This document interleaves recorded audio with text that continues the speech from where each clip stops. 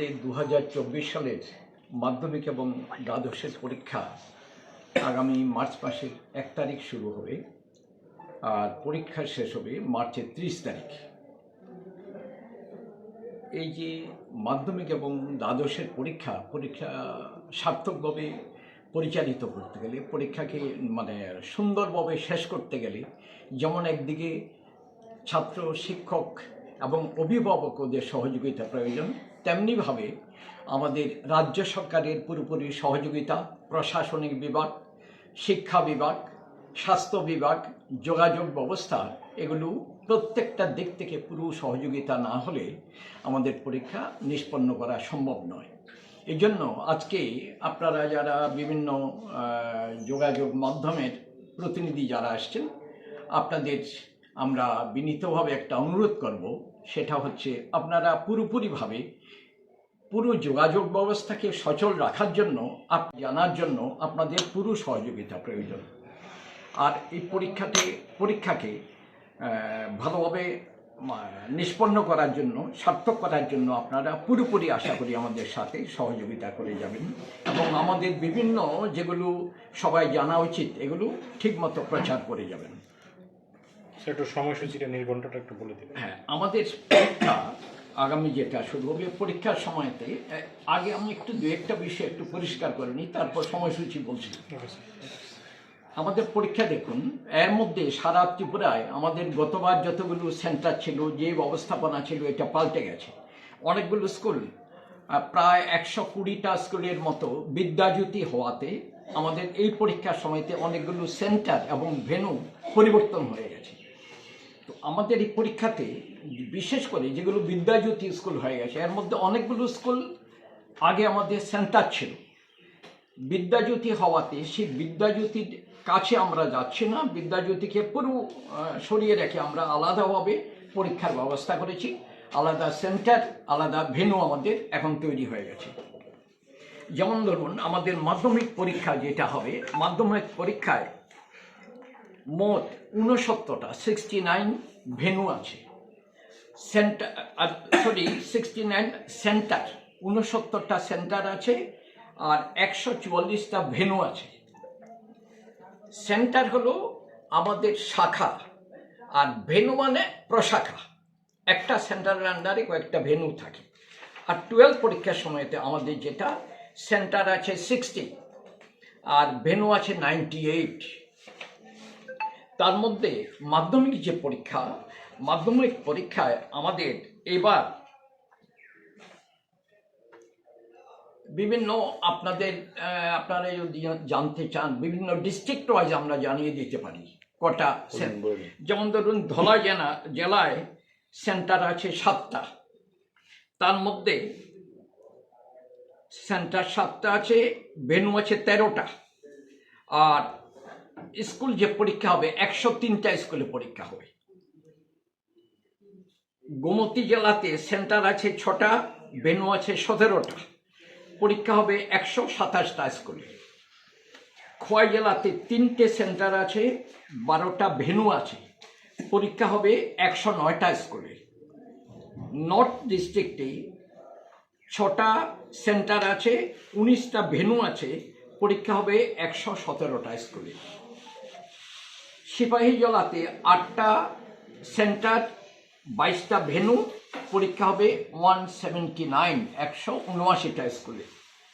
South ডিস্ট্রিক্টে 10টা centre আছে, 19টা ভেন্যু আছে, পরীক্ষা হবে 168টা 168 স্কুলস।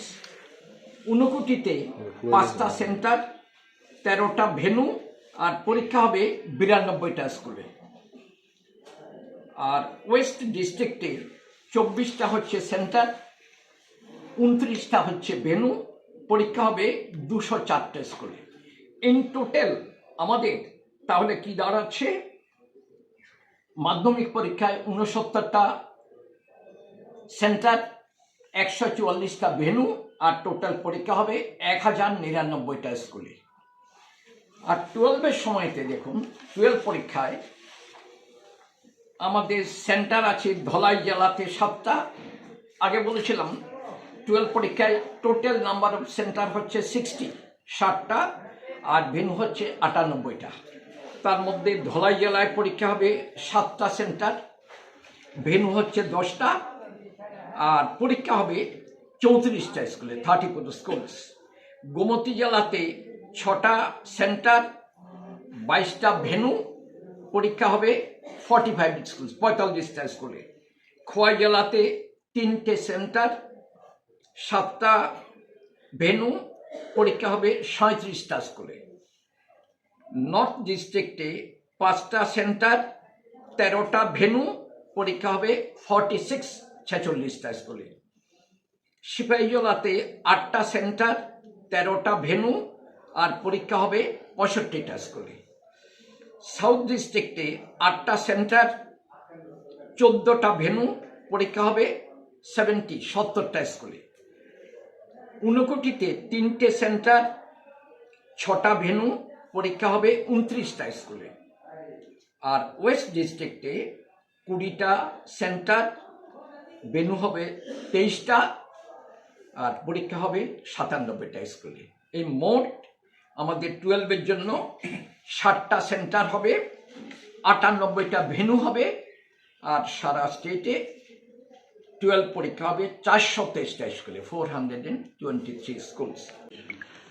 আপনাদের আরেকটা বিষয় আপনারা একটু যেটা বলবেন, দেখুন আমাদের ছেলেপুলেদের পরীক্ষা যখন ওরা দেয়, ছেলেমেয়েরা পরীক্ষার সময়তে ওদের যাবতীয় পরীক্ষার অ্যান্সার স্ক্রিপ্ট যেটাতে লিখে এর মধ্যে কতগুলো ইনস্ট্রাকশন দেওয়া থাকে।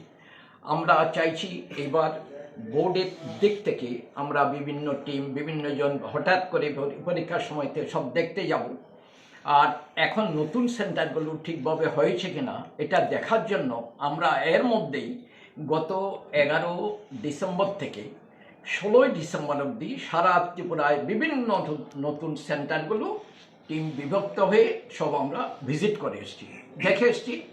ওদের একটা সেন্টার করতে গেলে মিনিমাম কী রিকোয়ারমেন্টস থাকা উচিত, কী কী সুযোগ সুবিধে থাকা উচিত, এগুলো দেখে এসেছি। আবার আমরা মিটিং করব। প্রত্যেকটা সেন্টার, প্রত্যেকটা ভেন্যু কোনো অসুবিধা হলে ওরা আমাদের সাথে যোগাযোগ করবেন যেন ঠিকমতো পরীক্ষা চলতে পারে। আর রাজ্য সরকারের দিক থেকে আমাদের সাথে পুরোপুরি সহযোগিতা করার চেষ্টা করছেন, আমরাও যোগাযোগ রেখে চলার চেষ্টা করছি। আর পরীক্ষার্থী যেটা আছে এইবার মানে 2024-এ অ্যাপ্রক্সিমেটলি, এখনো এক্সাক্ট নাম্বার বলা যায় না, মোটামুটিভাবে যেটা ফিগার আছে, মাধ্যমিক পরীক্ষা দেবে 38,531 জন, আর 12-এর পরীক্ষা দেবে 27,608 জন। এটা যেহেতু অনেকগুলো স্কুল বিদ্যাজ্যোতি হয়ে গেছে, সেহেতু গতবার যেটা ছিল 2023-এ তা থেকে পরীক্ষার্থীর সংখ্যা কিছুটা কমে গেছে। যেমন ধরুন মাধ্যমিকে 2023-এ 43,730 জন ছিল, এবার হয়ে গেছে 38,531 জন। 12-এতে গতবার ছিল 38,125 জন, এবার হয়ে গেছে 27,608 জন, প্রায় অ্যাবাউট 10,000 স্টুডেন্টস কমে গেছে। অনেকগুলি স্কুল বিদ্যাজ্যোতি হওয়াতে কমে গেছে। তারপরে আমাদের পরীক্ষার সময়তে বিভিন্ন টেকনিক্যাল বিষয়গুলো, এই সম্বন্ধে এক্সপার্ট আমাদের মধ্যশিক্ষা পরিষদের সচিব ডক্টর দুলাল দে আছেন, উনি বিস্তারিতভাবে আপনাদের বিভিন্ন প্রশ্ন উত্তর দেবেন। আমি মোটামুটিভাবে একটা বলার চেষ্টা করছি, সেটা হলো আমাদের মাধ্যমিক এবং 12 পরীক্ষা শুরু হবে মার্চের 1 তারিখ, মানে 1 মার্চ শুক্রবার। এটা হবে 12-এর ইংরেজি। তারপর আমি শুধু 12-এর পরীক্ষাগুলো বলি। 12-এর পরীক্ষা হবে মোট 13 দিন, 13 ডেজ, আর মাধ্যমিকের পরীক্ষা হবে মোট 6 ডেজ, 6 দিন। আর 12-এর পরীক্ষা যেটা হবে, প্রথম হলো 12-এর পরীক্ষা 1 মার্চ, ওই দিন হবে ইংরেজি পরীক্ষা, ওই দিন শুক্রবার। আর এরপরে পরীক্ষা দ্বিতীয় 4 মার্চ, 4-3, এদিন বিভিন্ন ল্যাঙ্গুয়েজের পরীক্ষা হবে, বাংলা, হিন্দি, ককবরক, মিজো। পরীক্ষার সময়টা হলো 12টায় শুরু হবে, 3:15-তে শেষ হবে। আর 12 পরীক্ষা তৃতীয় দিন পরীক্ষা হবে 6 তারিখ, 6-3, ওই দিন কেমিস্ট্রি পরীক্ষা হবে আর পলিটিক্যাল সায়েন্স পরীক্ষা হবে, কেমিস্ট্রি আর পলিটিক্যাল সায়েন্স। এরপরে 9 তারিখ পরীক্ষা, 6-এর পরে 9 তারিখ শনিবার পরীক্ষা হবে বিজনেস স্টাডিজ, এডুকেশন, ফিজিক্স, এই 3টে বিষয়। তারপরে 11 তারিখ পরীক্ষা হবে সোমবার অ্যাকাউন্টেন্সি, বায়োলজি এবং হিস্ট্রি। 13 তারিখ পরীক্ষা হবে বুধবার ম্যাথমেটিক্স আর ফিলোসফি, এই 2টো বিষয়। 15 তারিখ পরীক্ষা হবে ফ্রাইডেতে ইকোনমিক্স। 18 তারিখ পরীক্ষা হবে সাইকোলজি। 20 তারিখ পরীক্ষা হবে বুধবারে জিওগ্রাফি। 22 তারিখ পরীক্ষা হবে ফ্রাইডেতে সংস্কৃত, স্ট্যাটিস্টিক্স আর অ্যারাবিক, এই 3টে বিষয় 22 তারিখ পরীক্ষা হবে। 26 তারিখ পরীক্ষা হবে মঙ্গলবার সোসিওলজি। 28 তারিখ পরীক্ষা হবে বৃহস্পতিবার কম্পিউটার সায়েন্স আর মিউজিক। 30 তারিখ পরীক্ষা হবে শনিবার, ওই কতগুলি ভোকেশনাল সাবজেক্ট আছে, এগুলো আমাদের একটু পরে বিস্তারিতভাবে আমাদের সেক্রেটারি ডক্টর দে বলবেন। তারপরে মাধ্যমিকের, তাহলে এই আমাদের শেষ হয়ে গেল। 13 দিন পরীক্ষা হবে বলছিলাম মোট। 12-এর পরীক্ষা 1 তারিখ 1 মার্চ শুরু হবে, শেষ হবে 30 তারিখ। শেষ করা যায় প্রত্যেক, আর কাজটা যেন নিখুঁতভাবে করা হয় সেই চেষ্টা আমরা করে যাব।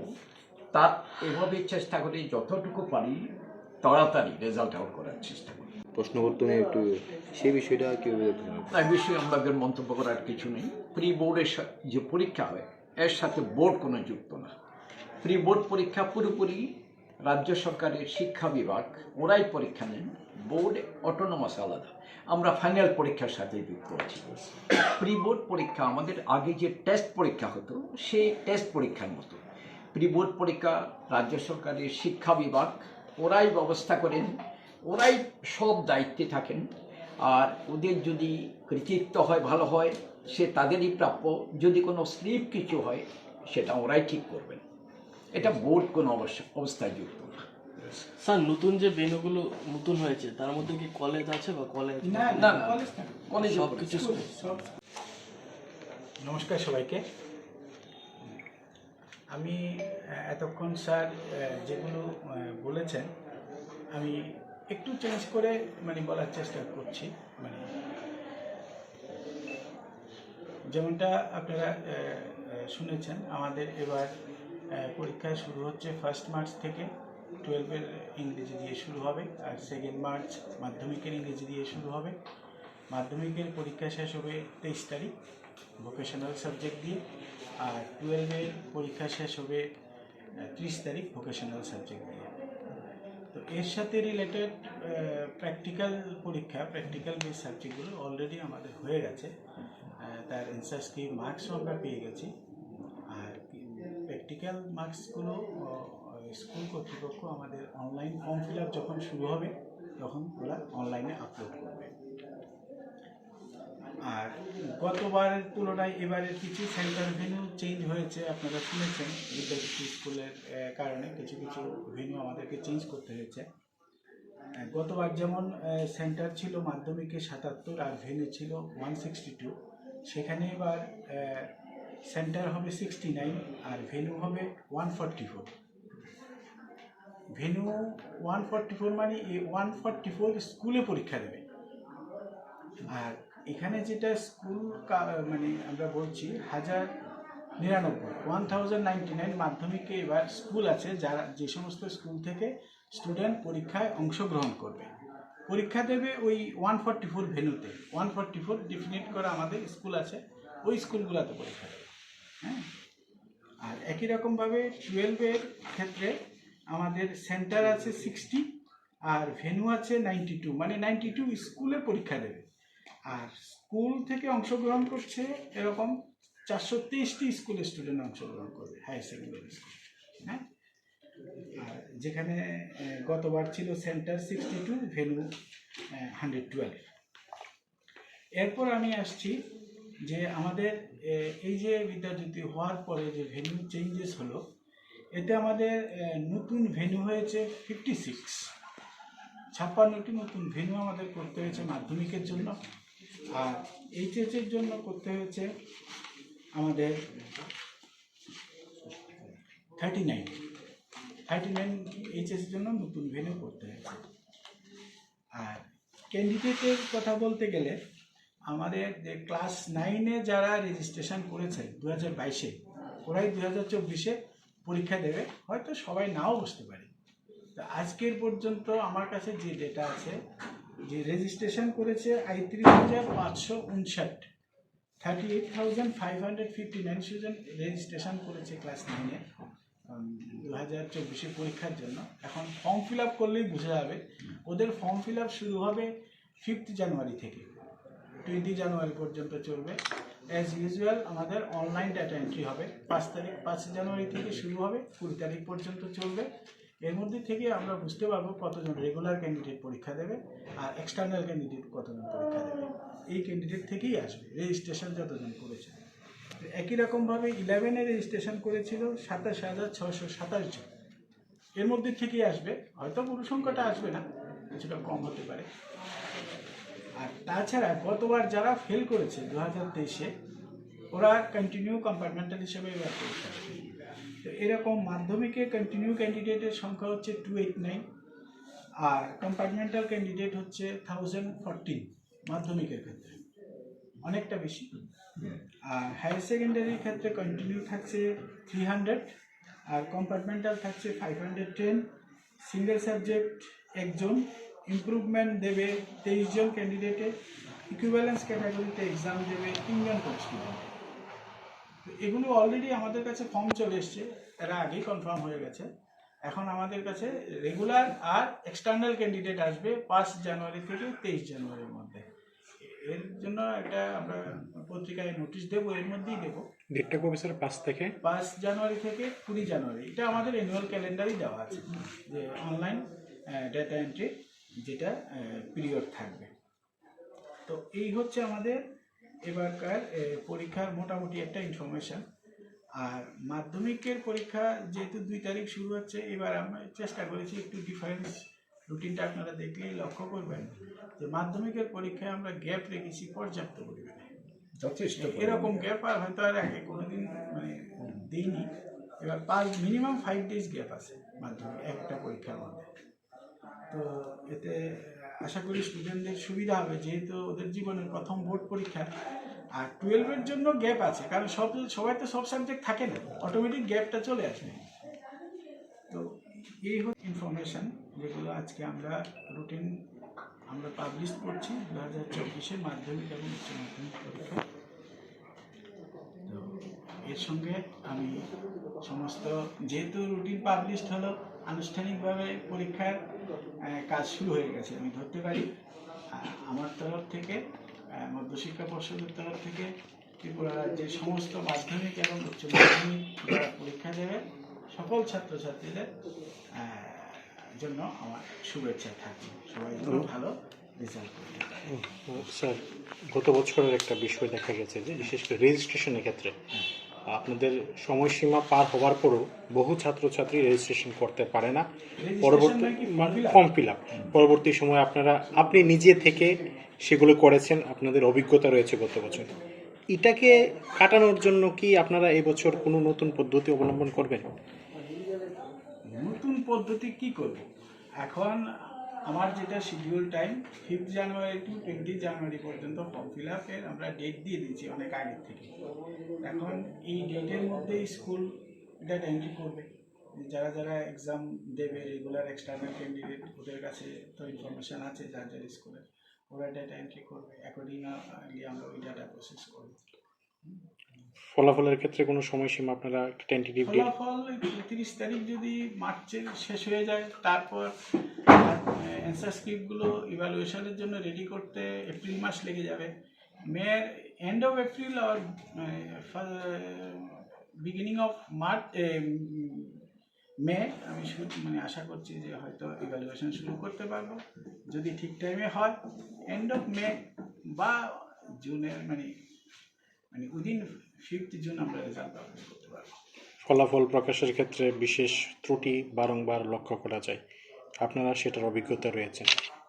এটা দূর করার জন্য আপনারা কি ধরনের পদক্ষেপ এবার গ্রহণ গতবার করবেন? কি বিশেষ করে 12-এর ক্ষেত্রে প্র্যাকটিক্যাল মার্ক নিয়ে পরবর্তী সময়ে আপনারা বিভিন্ন স্কুল আপনারা ভিজিট করেছেন, যে বিশেষ করে না, এগুলো তো ত্রুটি না, এগুলো ত্রুটি না। আমরা ভিজিট করেছি একটি কারণে, যে এটা আমাদের দায়িত্বের মধ্যেই পড়ে। যেহেতু ইন্টারনাল অ্যাসেসমেন্ট 20 মার্কসের এখন হয়েছে, এনসিইআরটি কারিকুলাম হিসাবে 2020 থেকেই চলছে এই প্রসেস। 80তে থিওরি পরীক্ষা দেয়, 20তে ইন্টারনাল মার্কস দেয়। ইন্টারনাল মার্কসটাও দেওয়ার একটা প্রভিশন, একটা নির্দিষ্ট একটা কারিকুলাম ভাগ রয়েছে করা আছে। কিভাবে করে দেওয়া হবে। তো এখন যে মার্কসগুলো ঠিকভাবে স্টুডেন্টদের যাচাই করে বা পরীক্ষা নিরীক্ষা করে দেওয়া হচ্ছে কিনা, আমরা শুধু সেই দিকটা বোর্ডের দিক থেকে দেখেছি স্কুলে গিয়ে। এটা ঠিক ত্রুটির মধ্যে পড়ে না। আমরা জাস্ট ভেরিফিকেশন করলাম যে এটা যে বোর্ডের যে কর্তব্য। কাজ করার কথা ছিল স্কুলে, স্টুডেন্টদের যে যে অ্যাক্টিভিটিস করার পরে ইন্টারনাল মার্কসটা দেওয়ার কথা, সেগুলো ঠিকভাবে করা হয়েছে কিনা সেগুলো শুধু আমরা দেখেছি। হ্যাঁ, থ্যাংক ইউ। পরীক্ষা রেজাল্ট